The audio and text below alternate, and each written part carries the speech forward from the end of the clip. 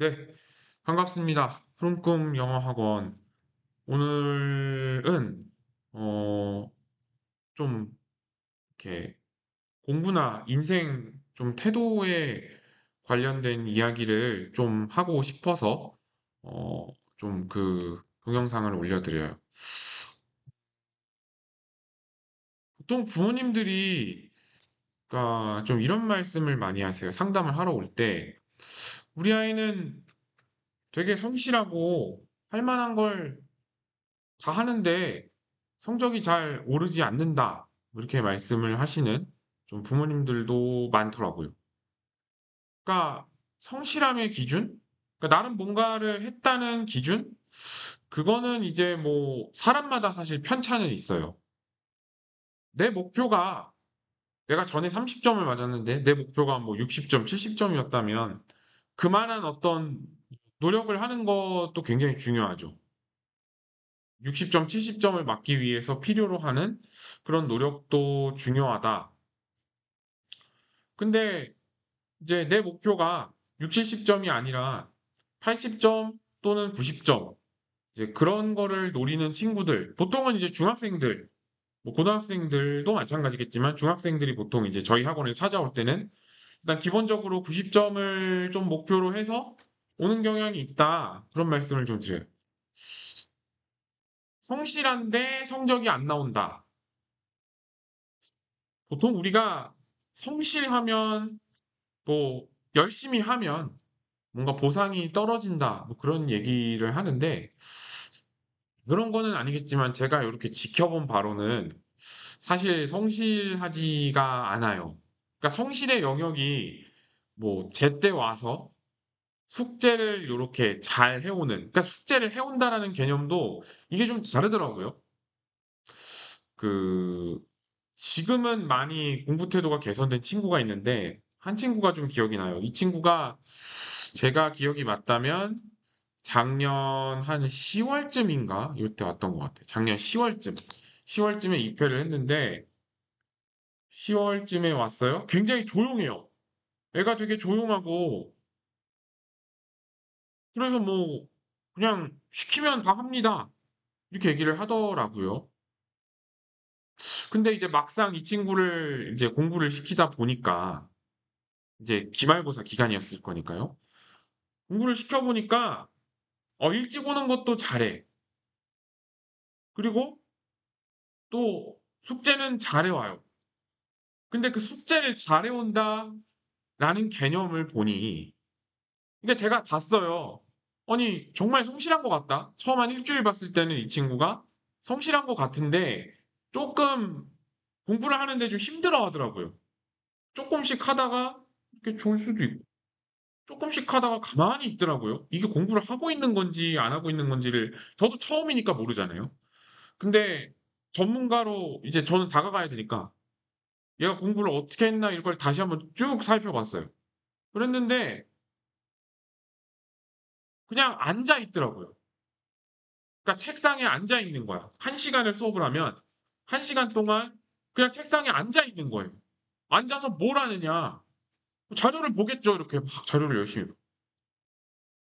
근데 정말 이렇게 자료를 보고 공부를 하는 친구들이라면 이 자료를 보면서 내가 모르는 게 있어요. 그럼 어떻게 할까요? 써야 되죠. 쓰거나 그걸 따로 암기하거나 그게 아니라 그냥 가만히 보더라고요. 이렇게.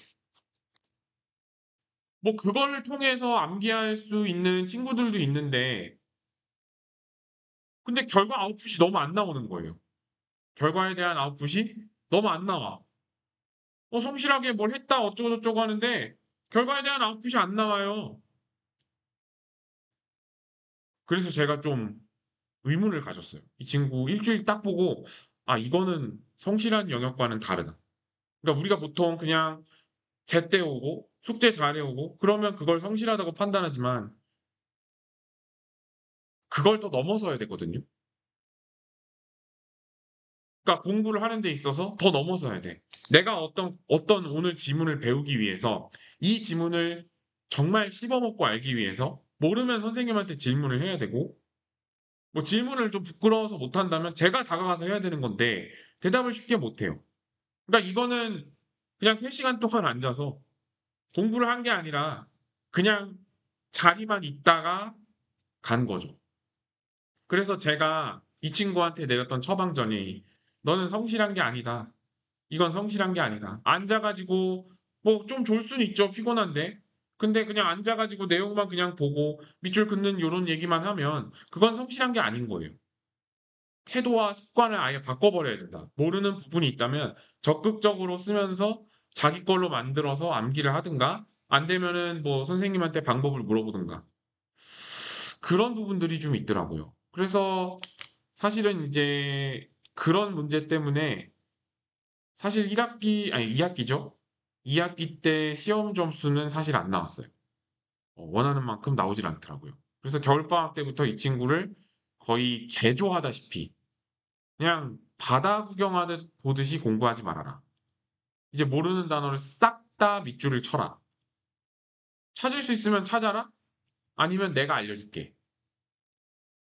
그렇게 공부를 했거든요. 그래서 겨울방학을 이제 3 번을 테스트를 봤어요. 첫 시험 망쳤죠. 두 번째 시험 첫 시험이 50 점이었거든요, 그 친구가. 두 번째 시험 좀 오르더라고요. 더 어렵게 냈는데 65 점. 세 번째 시험 88 점이 나왔어요. 공부 방법만 잠깐 바꿔준 거거든요. 그냥 앉아서 그냥 요렇게 그냥 가만히 있는 거는 성실한 게 아니에요. 정말 우리가 성실하다는 거는 내가 이런 지문을 공부를 하는데 몰라. 모르면 선생님한테 질문을 하든 자기가 써 봐서 부딪혀 봐든 그런 게 굉장히 중요하더라고요. 제가 어제 이제 스레드에 글을 올리면서 한탄에 가까운 글을 좀 몇 가지가 있었는데 그중에 안타까운 것 중에 하나가 좀 "포기가 빠르다."라는 글을 한번 올렸어요. "포기가 빠르다." 제가 이 얘기를 하거든요. "물은 100 도씨에서 끓기 시작한다. 그러면 99 도까지는 물이 물론 대 보면 알겠지만 뜨거운지 안 뜨거운지는 몰라요. 어느 순간 폭발해요." 저도 그거를 느꼈거든요. 중학교 1 학년 때 저도 열심히 진짜 성실하게 했거든요. 근데 점수가 안 나와요. 잘 나와야 80 점, 사회 70, 국어 막 50, 60 이렇게 나와요. 집안에서 황당하죠. 학원 계속 다니고 공부 수업할 때도 끊임없이 들으면서 적는데 어떻게 그 점수가 나오냐. 어? 초등학교 땐 생각도 못 했던 그런 점수가 나오냐. 그래도 계속 공부를 했어요, 1년 동안. 그러더니 확 튀더라고요. 그게 언제였냐면 제가 그 제2 학원을 다녔을 때예요. 저기 후곡에 있었어요. 제2 학원에 다녔을 때 중학교 2 학년 때 그냥 계속 공부를 하면서 제 걸로 만들었어요. 교과서를 읽고 덮고 설명하는 방식. 그렇게 했더니 1년 동안은 좀 안 나오더라고요. 근데 중학교 2 학년 때부터는 그게 확 튀더라고요. 학원에서 정기고사 시험을 보는데 5 개였겠죠? 국영수 가서. 1개 틀렸어요. 저는 그 당시 반이 J2 였거든요. 그 외고 반 애들하고 같이 봤거든요. 근데 걔네들을 이겨버린 거예요. 그리고 나서 학원 성적은 계속 상승세. 그게 학교까지 올랐죠. 그러니까 성실하다는 개념은 그냥 일찍 와서 물론 그것도 되게 중요해요. 공부하는 태도, 자세 중요합니다. 일찍 와서 주어진 숙제를 다 하는 것도 중요하지만 주어진 숙제를 하는 것도 베끼는 게 아니라 정말 내가 몰랐다면 10개 중에 7 개라도 빨간 개를 그리는 것이 사실 오히려 저는 그게 성실하다고 봐요. 몰랐으면 제가 설명해 주면 되거든요. 두 번째 몰랐다? 또 설명해 줘요. 세 번째 몰랐다? 이해 과정을 보는 거죠. 그런 거를 통해서 우리가 성실하다는 개념에 대해서 다시 한 번만 좀 생각을 해 보시고 이제 저희 학원이 기말고사 준비를 하면서 좀 어제부터죠. 이제 중학생들 같은 경우는 좀 오래 쉬다 왔어요. 또 보니까 일부 학교들은 뭐 현장 체험도 가고 뭐 수련회도 가고 그랬더라고요.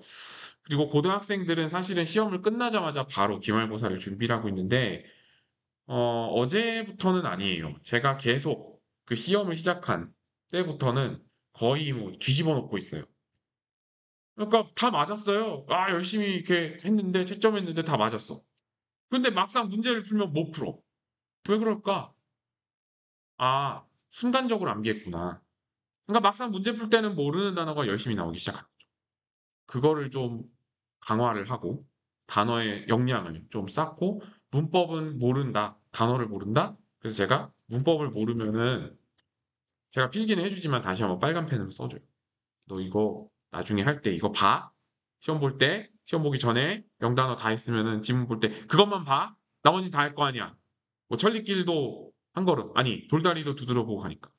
그리고 단어는 이거 단어는 이렇게 파란색으로 표시를 해 줘요. "너 이거 이 뜻이야. 알겠지? 모르는 거 적어 봐." 그리고 난 다음에 마지막으로 단어장을 이렇게 적게 해 주죠. 끝이에요. 그게 다예요. 근데 그 과정이 정말 쉽지가 않아요. 왜냐하면 자기가 모르는 단어가 40개가 될 수도 있고 50개가 될 수도 있고 100개가 될 수도 있거든요. 근데 그게 부끄러운 거예요. 단어 모르는 게. 모르는 걸 냅두고 덮고 가면 더 사단이 나겠죠. 모르는 거를 인정하고 나아가면 돼요. 그걸 통해서 발전을 하더라고요. 그래서 제가 생각할 때는 성실함의 기준은 그냥 와서 3시간을 채우는 게 아니라 정말 알차게 3시간을 보내는 거. 내가 공부를 했는데 모르는 거 끝까지 찾아서 알게 만드는 거. 주어진 과제만 하는 게 아니라 물어봤을 때 정말 이렇게 완벽하지는 않더라도 80% 까지는 대답할 수 있는 정도라면 그 정도는 3시간을 학원에서 정말 알차게 얻어간다고 생각합니다. 네, 요렇게 좀 오늘 그 말씀을 드리고 싶어서 예, 영상을 찍었고요. 다음 시간에는 제가 이제 여름방학 일정에 관련돼서 동영상을 이제 고등학교 1학년, 중학교 3학년, 그리고 중학교 2학년 순서대로 올릴 거예요. 고등학교 2학년도 포함인데 사실 고등학교 2학년은 시간을 제가 더 늘리고 싶어도 그럴 수가 없는 현실인지라 좀 이렇게 뭐라 그러지? 짧고 굵게 3시간 정도를 진행을 하는데 중학교 3학년과 고등학교 1학년은 달라요. 지금 중학교 3학년들은 고등학교 과정을 위해서 겨울방학 때는 특강의 형태로 사실 1시간 정도를 더했습니다. 근데 이번 여름방학 때는 그냥 아예 모든 친구들이 1시간 정도를 의무로 수강을 더 할 수 있게 만들 겁니다. 고등학교 1학년 역시 마찬가지고요.